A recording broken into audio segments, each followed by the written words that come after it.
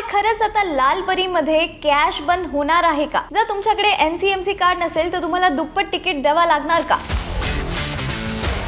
महिला सवलत आणि ज्येष्ठ नागरिकांची 50% किंवा 100% मोफत प्रवासाची सवलत हवी आहे का? मग 1 ऑगस्ट 2026 पूर्वी जर तुम्ही हे एक काम केलं नाही तर एसटी बस मध्ये पूर्ण तिकीट काढावंच लागेल. काय आहे मैदानी सत्य? चला सोप्या भाषेत समजून घेऊया.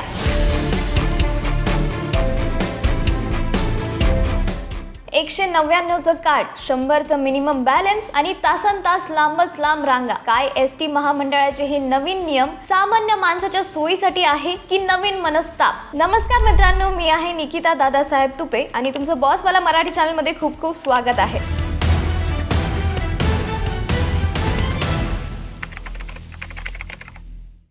तर मित्रांनो, आमच्या मागच्या व्हिडिओमध्ये आपण सविस्तर चर्चा केली होती की MSRTC NCMC स्मार्ट कार्ड म्हणजे काय, त्याचे काय फायदे आहेत आणि तुम्ही यासाठी ऑनलाईन किंवा ऑफलाईन असा कशा प्रकारे अर्ज करू शकता. तुमच्या सर्वांनी त्या व्हिडिओला भरभरून प्रेम दिलं, याबद्दल मनापासून धन्यवाद. पण त्या व्हिडिओमध्ये कमेंट बॉक्समध्ये प्रश्नांचा अक्षरशः पूर आला. प्रत्येक जण चिंतित आहे, संभ्रमात आहे. कोणी विचारते की खरंच आता रोख पैसे घेणं बंद होणार आहे का? तर कोणी विचारते की माझ्याकडे कार्ड नसेल तर मला बसमधून उतरवून देणार का? विशेषतः आपल्या ज्या महिला भगिनी आहेत आणि ज्येष्ठ नागरिक आहेत जे नियमितपणे सवलतीच्या दरात प्रवास करतात, त्यांच्या मनात सर्वात जास्त गोंधळ आहे. त्यामुळेच आजच्या या व्हिडिओमध्ये आपण कोणत्याही अफवांवरती विश्वास न ठेवता एसटी महामंडळाचे अधिकृत आदेश आणि प्रत्यक्ष जमिनीवरची खरी परिस्थिती या दोन्ही गोष्टींचा सखोल अभ्यास करून संपूर्ण सत्य जाणून घेणार आहोत. हे कार्ड खरंच सर्वांसाठी बंधनकारक आहे का? कॅश चालणार की नाही? आणि सामान्य प्रवाशांना यामुळे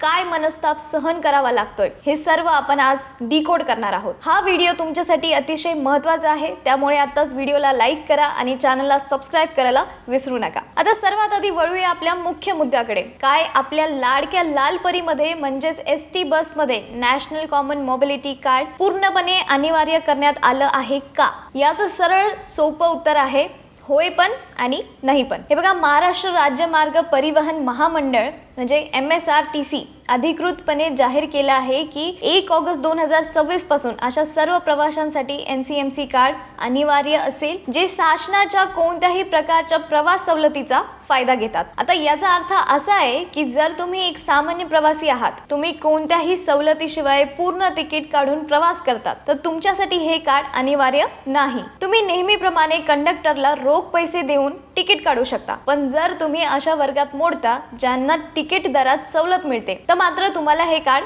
काढावंच लागेल. तर महाराष्ट्र राज्य मार्ग परिवहन महामंडळाने सवलतीच्या दरात प्रवास करणाऱ्या प्रवाशांसाठी आता डिजिटल कार्ड बंधनकारक करण्याचा महत्त्वपूर्ण निर्णय घेतला आहे. यामुळे यापुढे प्रवाशांना जुने कागदी पास किंवा ओळखपत्र दाखवून थेट सवलत मिळवणे शक्य होणार नाही, तर डिजिटल कार्ड स्कॅन करूनच सवलतीचे तिकीट दिले जाईल. हे डिजिटल कार्ड प्रामुख्याने 6 वेगवेगळ्या प्रवर्गातील प्रवाशांना काढावे लागणार आहे. तर या नवीन नियमानुसार महिला सन्मान योजना अंतर्गत 50% तिकीट सवलत मिळणाऱ्या महिला प्रवाशांना, तसेच 65 ते 75 वर्षे वयोगटातील ज्येष्ठ नागरिकांना आणि 75 वर्षावरील अमृत ज्येष्ठ नागरिकांना हे कार्ड काढणे अनिवार्य आहे. या तिन्ही प्रवर्गातील नागरिकांना हे डिजिटल कार्ड मिळवण्यासाठी किंवा त्याची जोडणी करण्यासाठी आधार कार्ड सादर करावे लागेल. याशिवाय नियमानुसार सवलत मिळवणाऱ्या शालेय व तांत्रिक विद्यार्थ्यांसाठी सरळ ID देणे बंधनकारक असेल आणि शासन मान्य सवलतीचा लाभ घेणाऱ्या दिव्यांग व्यक्तींना त्यांचे UDID किंवा दिव्यांग प्रमाणपत्र जोडावे लागेल. तसेच 100% मोफत अथवा सवलतीच्या दरात प्रवास करणाऱ्या पत्रकार आणि स्वातंत्र्य सैनिकांना त्यांचे शासकीय ओळखपत्र सादर करून हे नवीन डिजिटल कार्ड मिळवावे लागणार आहे. त्यामुळे जर तुम्ही किंवा तुमच्या कुटुंबातील कोणतीही या प्रवर्गात येत असाल तर वेळेत आवश्यक कागदपत्रांसह हे नवीन डिजिटल कार्ड काढून घेणे गरजेचे आहे. आता बोलूया त्या भीतीबद्दल जी सामान्य माणसाच्या मनात आहे. जर मी कार्ड घेतलं नाही तर माझ्यावर काही कारवाई होईल का?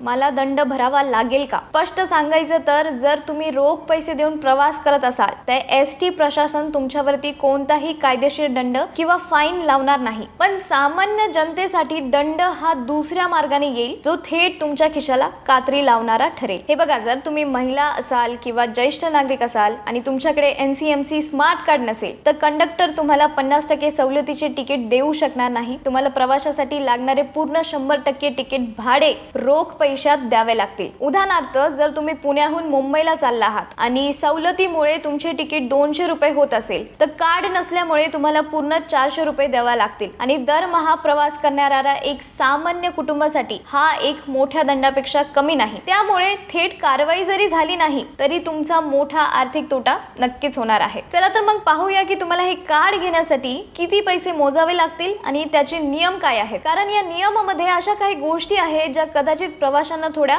अडचणीच्या वाटू शकतात. हे बघा, जर तुम्ही अगदी पहिल्यांदाच नवीन NCMC कार्ड काढत असाल, त्यासाठी तुम्हाला 199 रुपये शुल्क द्यावा लागतील. आणि जर तुमच्याकडे ST चे जुने स्मार्ट कार्ड आधीपासूनच असेल आणि तुम्ही ते देऊन नवीन NCMC कार्ड घेत असाल, तर तुम्हाला 149 रुपये द्यावा लागतील. परत मिनिमम बॅलन्स रूल देखील आहे. हा या कार्डाचा सर्वात महत्त्वाचा आणि काळीचा नियम आहे. या कार्डमध्ये तुम्हाला नेहमी किमान 100 रुपयाचा बॅलन्स म्हणजेच मिनिमम बॅलन्स ठेवावाच लागेल. मित्रांनो, हे कार्ड अगदी एखाद्या प्रीपेड मोबाईल कार्ड सारखं झालं आहे. विचार करा, जर तुमच्या कार्डमध्ये 120 रुपये आहेत आणि तुमच्या तिकिटाचे भाडे 30 रुपये आहे, तर तुम्ही तिकीट काढू शकणार नाही. कारण तिकीट काढल्यानंतर तुमच्या कार्डमधील बॅलन्स 90 रुपये होईल, जो 100 रुपयाच्या मर्यादेपेक्षा कमी आहे. त्यामुळे प्रवासाला निघण्यापूर्वी तुमच्या कार्डमध्ये पुरेसे पैसे आहेत की नाही हे तपासणे अत्यंत आवश्यक आहे. आता रिचार्ज करण्याचे नियम मी तुम्हाला सांगते. तुम्ही हे कार्ड 50च्या पटीत म्हणजे उदाहरणार्थ 50, 100, 150 रिचार्ज करू शकता. तुम्ही बसमध्ये असताना कंडक्टरच्या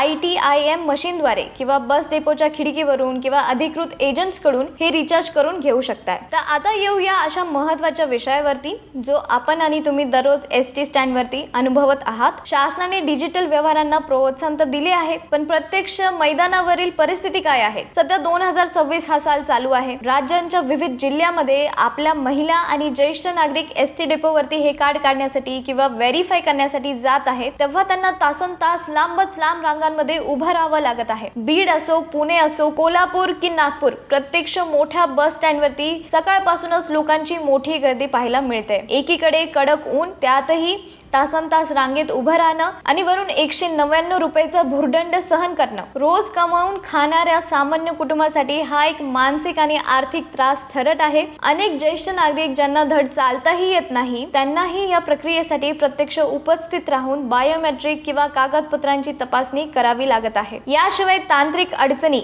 ही आणखीन एक मोठी डोकीदुखी आहे. अनेकदा कंडक्टरच्या मशीनमध्ये नेटवर्क नसतं किंवा सर्व्हर डाऊन असतो. अशा वेळी कार्ड टॅप झालं नाही तर प्रवाशांमध्ये आणि कंडक्टरमध्ये वादावादीचे प्रसंग घडतात. ST महामंडळाचे म्हणणे आहे की यामुळे पारदर्शकता येईल आणि तिकिटांमधील गैरव्यवहार थांबतील, जे नक्कीच योग्य आहे. पण जोपर्यंत ग्रामीण भागात आणि प्रत्येक डेपोवरती पायाभूत सोयी सुविधा सुरळीत होत नाही, तोपर्यंत सामान्य जनतेला हा त्रास सहन करावाच लागणार आहे. पण मित्रांनो, प्रत्येक नाण्याला 2 बाजू असतात. या नवीन प्रणालीत सुरुवातीला जरी काही अडचणी असल्या तरी याचे काही खूप मोठे फायदे देखील आहेत, जे आपल्याला समजून घेतले पाहिजेत. NCMC चा अर्थ आहे नॅशनल कॉमन मोबिलिटी कार्ड. हे वन नेशन वन कार्ड या धोरणाअंतर्गत येते. याचा अर्थ असा आहे की जे कार्ड तुम्ही ST बससाठी काढणार आहात, तेच एक कार्ड तुम्ही मुंबई आणि पुणे मेट्रो प्रवासासाठी वापरू शकतात. बेस्ट आणि इतर शहरांमधील लोकल बसमध्ये वापरू शकतात. टोल नाक्यांवरती टोल भरण्यासाठी वापरू शकतात. भविष्यात या कार्डाचा वापर करून तुम्हाला लहान मोठी खरेदी देखील करता येईल. त्यामुळे प्रत्येक प्रवासासाठी वेगळे तिकीट काढण्याची किंवा सुट्ट्या पैशांसाठी कंडक्टरशी वाद घालण्याची गरज पडणार नाही. प्रणाली पारदर्शक झाल्यामुळे सरकारी अनुदानाचा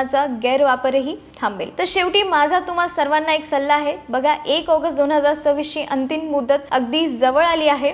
जर तुम्ही अजूनही असा विचार करत असाल की मुदत वाढेल किंवा नियम बदलेल, तर अशी चूक करू नका. शासन यावेळी हा नियम कडकपणे लागू करण्याच्या तयारीत आहे. तुम्ही लवकरात लवकर तुमच्या जवळच्या ST डेपोमध्ये किंवा अधिकृत केंद्रावरती जाऊन आपले कार्ड काढून घ्या. कोणत्याही अनधिकृत एजंटच्या किंवा फसव्या लोकांच्या आमिषाला बळी पडू नका. कार्डाची अधिकृत किंमत 199 रुपये आहे. त्यापेक्षा एकही रुपये जास्त देऊ नका. आणि हो, कार्ड काढण्यासाठी जाताना ही कागदपत्रे सोबत ठेवायला विसरू नका. पहिलं म्हणजे आधार कार्ड, जे तुमच्या चालू मोबाईल नंबरशी लिंक असावे. पासपोर्ट साईज फोटो आणि सवलतीचा पुरावा, जसं की उदाहरणार्थ विद्यार्थ्यांसाठी सरळ ID, दिव्यांगांसाठी UDID कार्ड किंवा ज्येष्ठांसाठी वयाचा दाखला आणि तुमचा सक्रिय मोबाईल क्रमांक, ज्यावर तुमचा OTP येऊ शकेल. आणि प्रवासाला निघताना नेहमी तुमच्या कार्डमध्ये 100 रुपयापेक्षा जास्त शिल्लक राहील याची खात्री करा, जेणेकरून तुम्हाला प्रवासात कोणतीही अडचण येणार नाही. तर मित्रांनो, मला आशा आहे की STच्या NCMC कार्डच्या अनिवार्यतेबद्दल तुमच्या मनात असणारे सर्व प्रश्न आणि शंका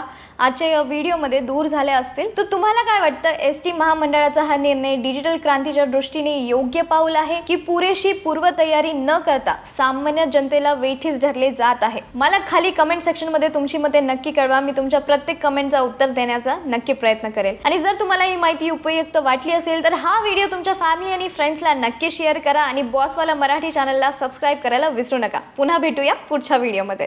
ब्रँड पार्टनरशिप आणि ॲडव्हर्टाइजमेंट इन्क्वायरीसाठी ईमेल करा brand@bosswala.com. व्हॉट्सअप करा 9108014192. बॉसवाला.